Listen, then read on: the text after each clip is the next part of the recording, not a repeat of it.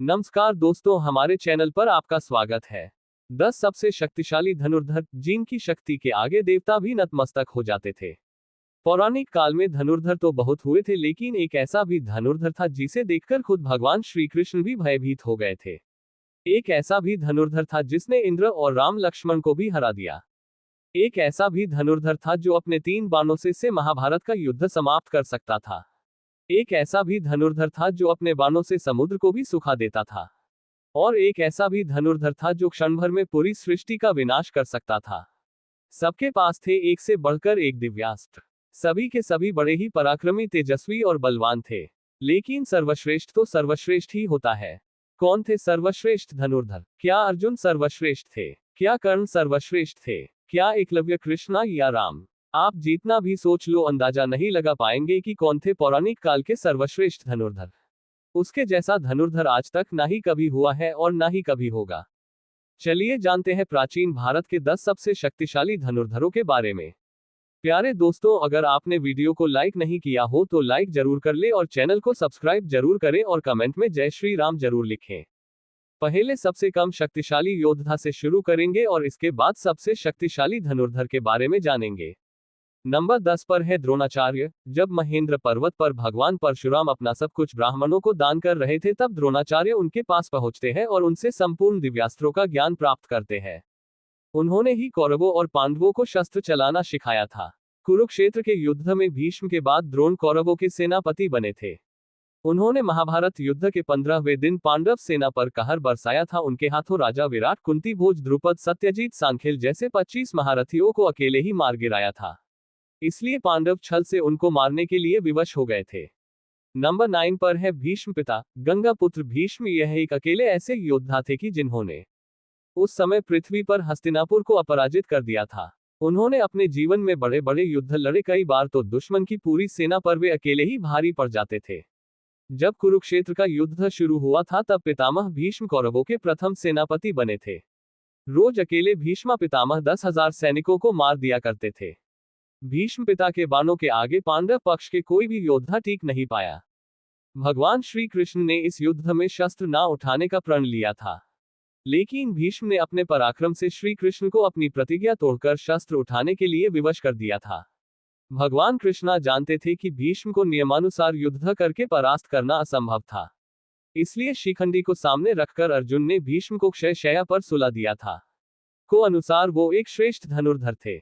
Number 8 पर है अर्जुन। गुरु द्रोण की दृष्टि में अर्जुन थे सर्वश्रेष्ठ धनुर्धर। द्रोणाचार्य ने अर्जुन को अपने सारे अस्त्रों का ज्ञान दिया था। अर्जुन के धनुष की टंकार से ही दुश्मन अधमरे से हो जाते थे। अर्जुन के पास देवताओं के सारे दिव्यास्त्र थे। यहां तक कि महादेव को प्रसन्न करके अर्जुन ने पाशुपतास्त्र तक प्राप्त कर लिया था। अर्जुन दोनों हाथों से बाण चला सकते थे। द्रौपदी स्वयंवर में कर्ण को छोड़कर सभी धनुर्धर जहां विफल हो गए थे, वहां अर्जुन ने बहुत ही आसानी से लक्ष्य को भेद दिया था। खांडव वन में अर्जुन ने देवराज इंद्र तक को परास्त कर दिया था। जीन निवाज कवच राक्षसों को रावण भी हरा नहीं पाया था। उन्हें अर्जुन ने परास्त कर दिया था। नंबर 7 पर है एकलव्य। एकलव्य महाभारत काल के एक श्रेष्ठ धनुर्धर थे। जब द्रोण के पास एकलव्य शिक्षा के लिए गए थे, तब द्रोण ने उसे शिक्षा देने से इनकार कर दिया था। इसके बाद द्रोण को गुरु मानकर वन में धनुर्विद्या का अभ्यास करना शुरू कर दिया था। जब कौरवों और पांडवों में से किसी को भी शब्दभेदी बाण चलाना नहीं आता था, तब एकलव्य अपने अभ्यास से ही शब्दभेदी बाण चलाना सीख गए थे। उनकी धनुर्विद्या को देखकर अर्जुन को भी लगने लगा था कि एकलव्य ही सर्वश्रेष्ठ धनुर्धर थे। लेकिन एक समय गुरु दक्षिणा के नाम पर द्रोणाचार्य ने एकलव्य का अंगूठा कटवा दिया था। एकलव्य इतने शक्तिशाली थे कि भगवान श्री कृष्ण को एकलव्य का वध करना पड़ा था। एकलव्य के बारे में भगवान श्री कृष्ण ने कहा था, अगर एकलव्य का अंगूठा न कटा होता तो एकलव्य दूसरा परशुराम बनकर जंगल में घूमता रहता। तब दानव, राक्षस, नानाक देवता कोई भी उसको परास्त नहीं कर पाता। कोई मनुष्य तो उसके सामने खड़ा भी नहीं हो पाता। भगवान श्री कृष्ण ने जिस धनुर्धर की तुलना भगवान परशुराम से किया था, वो कितने शक्तिशाली थे वो आप सोच ही सकते हैं। नंबर 6 पर है बार्बरीक। भीम के पौत्र बर्बरीक के समक्ष जब अर्जुन तथा भगवान श्री कृष्ण उसकी वीरता का चमत्कार देखने के लिए उपस्थित हुए, तब बर्बरीक ने अपनी वीरता का छोटा सा नमूना मात्र ही दिखाया।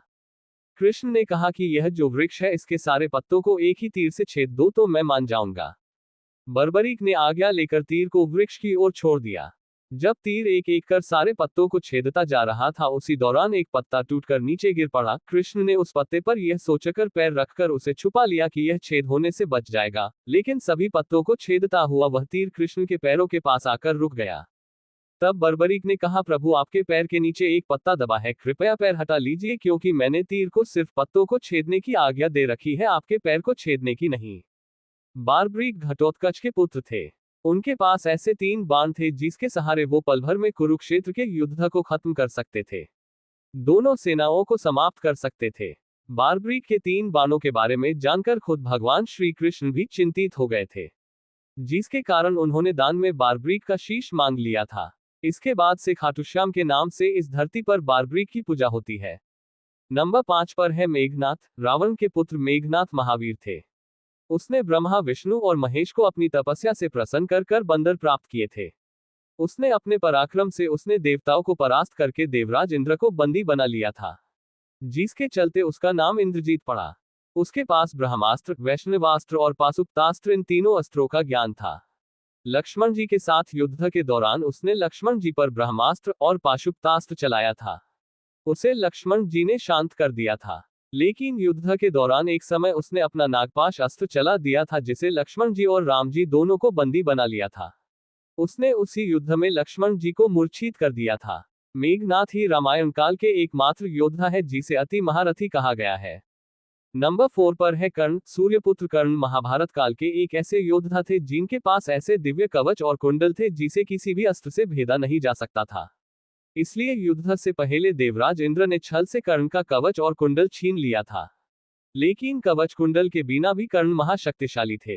अंतिम युद्ध में जब कर्ण और अर्जुन का आमना सामना हुआ था, तब कर्ण ने 11 बार अर्जुन के गांडीव धनुष की प्रत्यंचा को काट डाला था। अर्जुन के ब्रह्मास्त्र को अर्जुन ने साधारण बाणों से ही काट डाला था।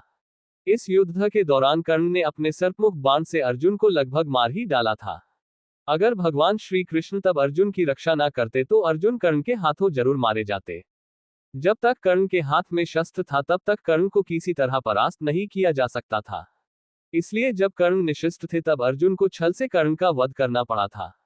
नंबर 3 पर है लक्ष्मण जी। शेषनाग के अवतार लक्ष्मण जी महापराक्रमी थे। उन्होंने अपने जीवन काल में कई असुरों को मार गिराया था।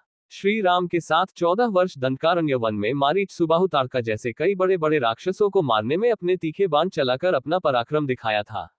उनके बाण रेखा में ही इतनी शक्ति थी कि रावण भी उसे पार नहीं कर सकता था। शास्त्रों को अनुसार वो एक श्रेष्ठ धनुर्धर थे। रावण के महाबलशाली पुत्र इंद्र को परास्त करने वाले इंद्रजीत का वध लक्ष्मण जी ने ही किया था। रावण के शक्तिशाली पुत्र अतिकाय का वध भी लक्ष्मण जी ने ही किया था। युद्ध के दौरान एक बार लक्ष्मण जी ने रावण को भी मूर्छित कर दिया था। नंबर 2 पर है भगवान श्री राम। भगवान विष्णु के अवतार मर्यादा पुरुषोत्तम महावीर श्री राम की शक्ति का कोई अंत नहीं था। स्वयंवर में जब वो शिव धनुष पर प्रत्यंचा चढ़ाने गए थे तब उनकी शक्ति से शिव धनुष टूट गया था। ऐसा कोई अस्त्र नहीं था जो श्री राम के पास नहीं था। श्री राम ने मात्र अपनी 16 वर्ष की आयु में अपने बालों से मारीच और सुबाहु जैसे मायावी राक्षसों का वध किया था। साथ ही सहस्त्र और राक्षसों को भी अपने बालों से मार गिराया था। जब समुद्र ने लंका जाने के लिए श्री राम को मार्ग नहीं दिया तब उन्होंने अपने बाणों से ही समुद्र को सुखाने का विचार किया। श्री राम को धनुष पर बाण का संधान करते देख समुद्र देव भी भयभीत होकर उनके सामने प्रकट हो गए थे। श्री राम ने अपने बाणों से ही महाबलशाली कुंभकर्ण को मार गिराया था। और रामायण के युद्ध में उस समय त्रिलोक विजेता लंकापति रावण के भी 10 सिर अपने बाण से काटकर उसकी छाती को भेदकर उसे भी यमलोक में भेज दिया था। नंबर 1 पर है देवों के देव महादेव। संपूर्ण धर्म, योग और धनुर्विद्या जैसी विद्याओं की शुरुआत भगवान शंकर से होती है और उसका अंत भी उन्हीं पर होता है। सबसे पहले भगवान शंकर ने ही कार्तिकेय को धनुष विद्या का ज्ञान दिया था। उसी के मन पर कार्तिकेय देव का सेनापति बना था और उन्होंने भी कई असुरों को मार गिराया था। भगवान शंकर ने इस धनुष से त्रिपुरासुर को मारा था। त्रिपुरासुर अर्थात 3 महाशक्तिशाली और ब्रह्मा से अमरता का वरदान प्राप्त असुर थे। शिव जी के उस धनुष की टंकार से ही बादल फट जाते थे और पर्वत हिलने लगते थे। ऐसा लगता था मानो भूकंप आ गया हो। ये धनुष बहुत ही शक्तिशाली था। इसी के एक तीर से त्रिपुरासुर की तीनों अभेद नगरियों को ध्वस्त कर दिया गया था। इस धनुष का नाम पिनाक था। संपूर्ण ब्रह्मांड और धनुर्वेद की उत्पत्ति महादेव से ही हुई है। सभी बड़े बड़े महारथी परशुराम जी, विश्वामित्र, भगवान श्री राम और अर्जुन सभी ने शिव की आराधना करके ही इन दिव्य अस्त्रों को पाया है।